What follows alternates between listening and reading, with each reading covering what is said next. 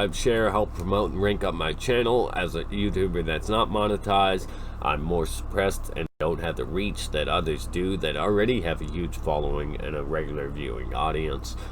So with all that said, let's talk about CBR.com putting out this article. Studios must acknowledge and discuss their racist films of the past. Hollywood has been complicit in perpetuating all this, and like now is the time to take responsibility. Okay, if you don't know, HBO Max pulled Gone with the Wind. I'm sure everybody knows by now. They pulled Gone with the Wind, and to talk about bringing it back later with an introduction, bringing it back later to the lineup with an introduction that explains to us, the audience, because we're so stupid that we can't get historical context, that what the historical context is. Now, the question now becomes, how many films are they going to do this to? And of course, CBR is one of these media outlets promoting this type of behavior, that cancel culture, and these people that can call anything sexist, racist with no context just because, oh, their feelings, they're hurt, they're offended by this, and everybody bends the knee. So at what point does this stop? How far does it go? How many films are going to get an introduction to them slapped on in front of them that explain to us, and how many of those introductions are going to be talking down to us, the audience? How many of those introductions are going to be inserted with their own modern day politics and political views of situations? How many of those introductions are going to say things like, well, if we don't stop Trump, the KKK will come back, or some nonsense that's not even relevant, that because their political views are their alignment or whatever, try to insert that these historical situations are in danger of repeating themselves if we go this certain route or that certain route.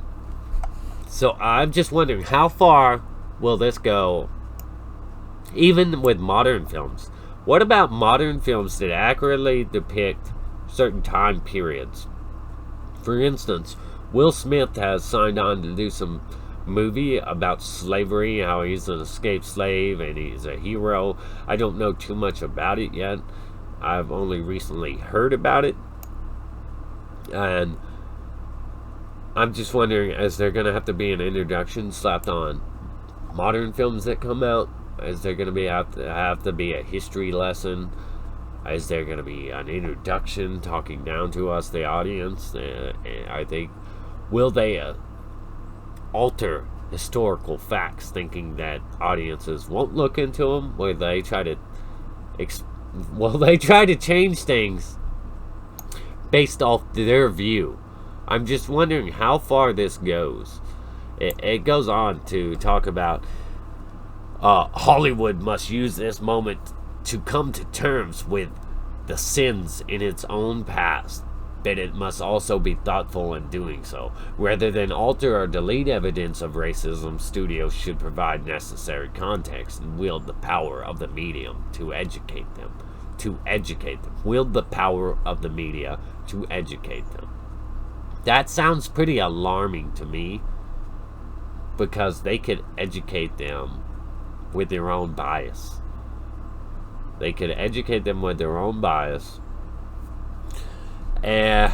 But I do agree to a certain extent that this is better than these films just being deleted from history. I agree to that extent. But adding an introduction at the beginning of any film considered offensive racially, that accurately depicts some time period, I just think that this is ridiculous. Why? Most people aren't even going to watch these movies. Let's be honest here. Most modern day youth are modern day young adults. How many of them are going to be into films this old? Not very many. There aren't a lot of, your average person isn't into films this old.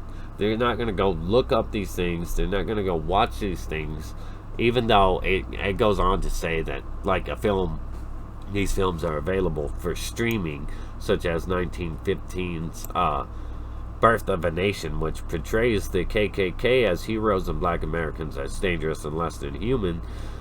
I don't agree with that film's perspective. I think it's pretty awful and disgusting, but I think the film needs to be changed or altered.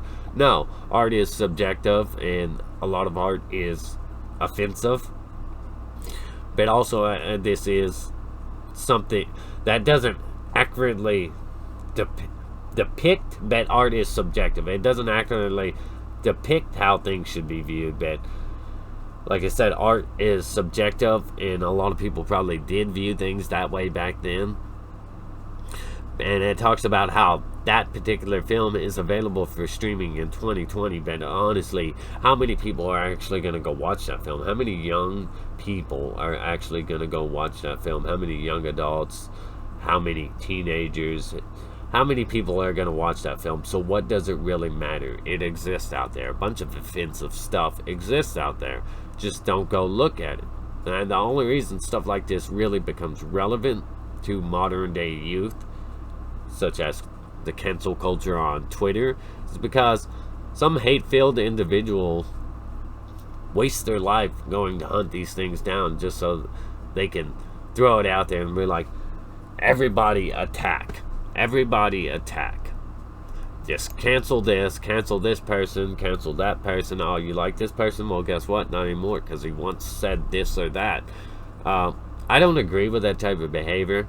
I don't think introductions should be put before every film, explaining to us, the audience, like we're a bunch of idiots and don't know what historical events played out or how things were back then. And I'm pretty sure we all know how things were back then. And I don't think some history lesson, like we're all idiots, needs to happen. And what's to stop them from inserting their own perspective, their own biases, saying like I said, if we don't do this or that, we're in danger of repeating ourselves. So you've just got to believe me and trust me that going against this political affiliation or this, that, is the best thing you can do. So it also goes on to talk about songs of the South and how Disney itself is a repeat offender. Fantasia, Dumbo, Lady and the Tramp, and even modern classics like Pocahontas, Aladdin, and Mulan are just take Star Wars with the way they appeal to China by minimizing John Boyega in their promotional poster. So, at what point does it stop, though? Are we gonna just do it to all the films in the past? At what point do we say that, oh, because anything, literally anything over on Twitter is called racist or sexist? It just depends on who's calling it that. It just depends on their political affiliation, on what happens to that, and if it gets canceled or not. But anything really gets called sexist or racist and gets canceled, even if there's no context, there's no evidence to really support that this individual or that particular thing is actually racist in any way or form or sexist. And it just, what point does it stop? How far does it go? Do we go back and do this to all films considered potentially offensive, add some kind of introduction to them that tells us the historical context, how much bias will be in what we're told, how much of their own agenda will be inserted in the context to those introductions, because Hollywood is largely supportive of cancel culture, even though it negatively impacts them. Hollywood has done this to themselves. They're largely supportive of anything that's left-leaning on the left side of politics. They're largely responsible for calling so many things sexist and racist.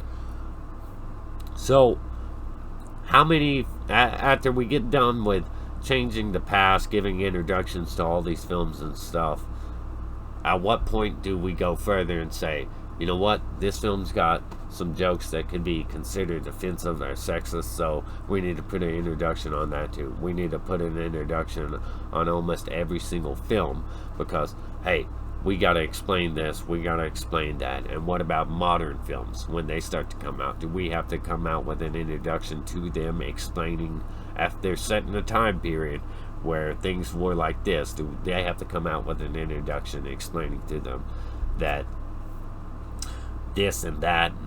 I'm just curious, how far does it go?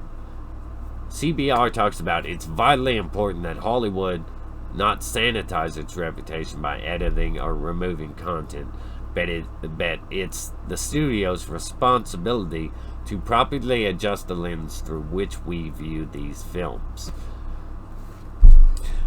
And in a way, they already do that. In a way, a lot of films are filled with left-leaning propaganda and all that, and identity politics that try to make you think a certain way, or try to make you see life a certain way, or try to talk down to you or tell you what to think. Hollywood does this, and it sounds like CBR is very supportive of it, and that's no surprise. But how far does it go? That's my real question. Let me know your thoughts and opinions down below. Like, subscribe, share. Thanks for viewing. Don't forget to like and subscribe if you want more of this kind of content. But stay awesome. Rock on.